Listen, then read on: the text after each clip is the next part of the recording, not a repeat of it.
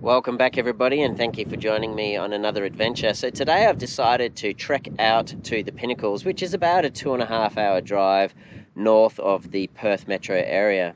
So over the last few weeks I've released a series of drone montage videos, and I did that to try create a little bit of breathing space for myself, because I was planning all these other adventures to share with you guys, and in particular scuba diving adventures. Over the course of the summer I wanted to get out, I wanted to go scuba diving, and I was finding that the dive boats kept cancelling on me because of the weather conditions were not suitable and it was too choppy for the boats to go out, or because they didn't have enough people to take out on the boat. And from a business perspective, if you've only got one or two people that want to go out, it's not very lucrative for you, especially with the cost of fuel prices. So I understand that, not a problem.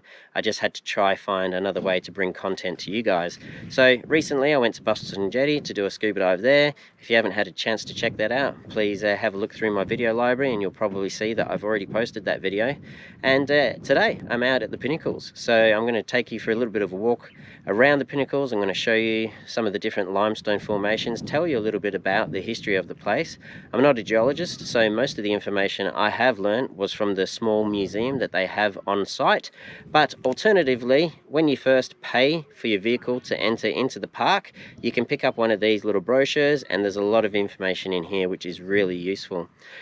Cost of a vehicle entering in the park is $15 at this point in time. So if you're looking for a day activity, if you're looking for something to come and do, sure, head out to the Pinnacles. It's about a 2.5 hour drive north of Perth, so you can head out here and check out the sites, and I'm about to share those with you right now, so let's get stuck into it.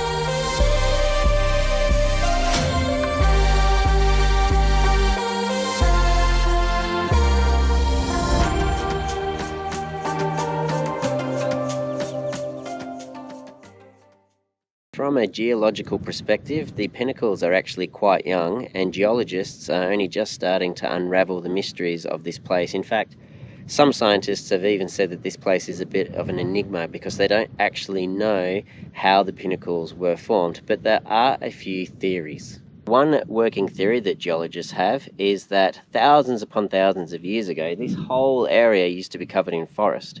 And what's happened is, over time, sand has slowly blown over the top of the forest, completely engulfing those trees, and those trees have died. But while the trees were alive and flourishing, their roots have grown down into the soil, and their roots have kind of like solidified these columns of limestone that you can see behind me. But then the sand has come over the top, it's completely suffocated those trees and killed them off, and then over time they've eventually withered away, and with wind erosion the sand dunes have moved on, and they've travelled across the desert and left behind these columns that you can now see around me. Absolutely beautiful. Fantastic location if you want to come. Now, there is actually a 4-kilometre circuit that you can drive around with your vehicle.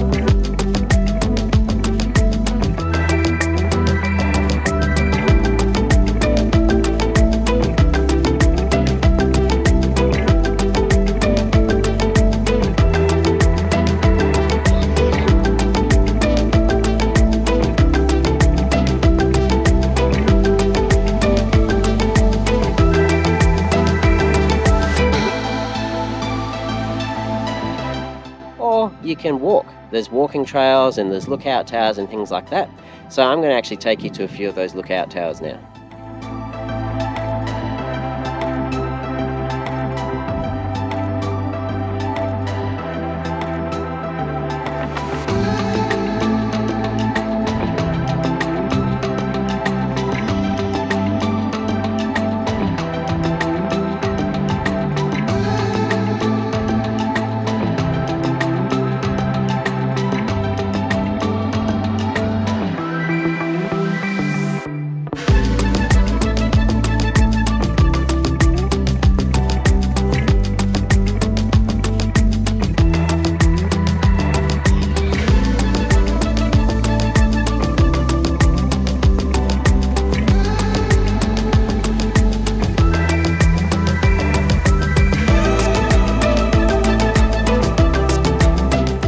One thing when you are doing the desert walk, you need to be careful because there are a lot of tiny little pinnacles like these ones that you can trip on. So wear a pair of sturdy boots. My boot of choice is the Oboes, which I bought from Kathmandu, and I wear these to kind of just help stop the sand getting down. I think they're fantastic.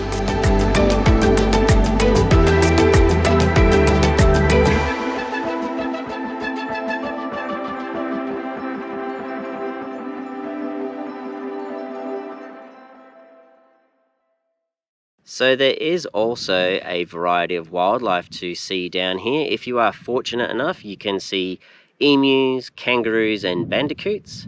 And if you are looking for smaller invertebrates and arachnids, you've got ants and spiders like huntsmans and also scorpions, just to name a few.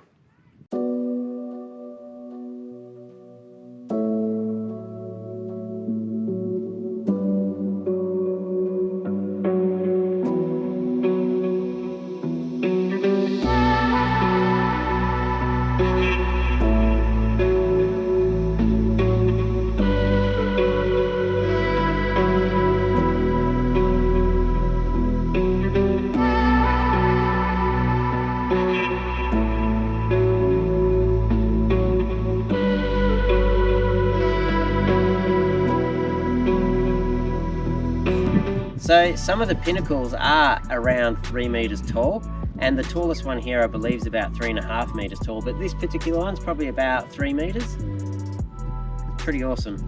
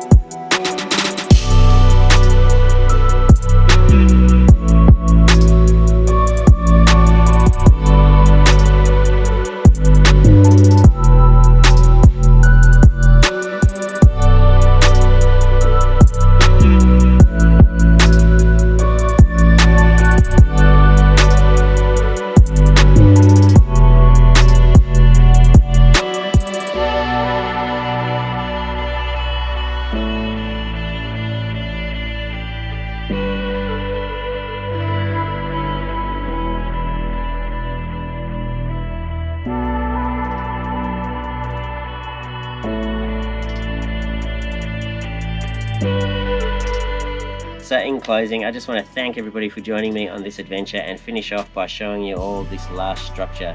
This is the largest pinnacle at the Pinnacles, and it's been nicknamed the Cathedral, and you can see it's got kind of these pointy spires on top of it, so it does look a little bit like a cathedral, I suppose, if you use your imagination just a little bit.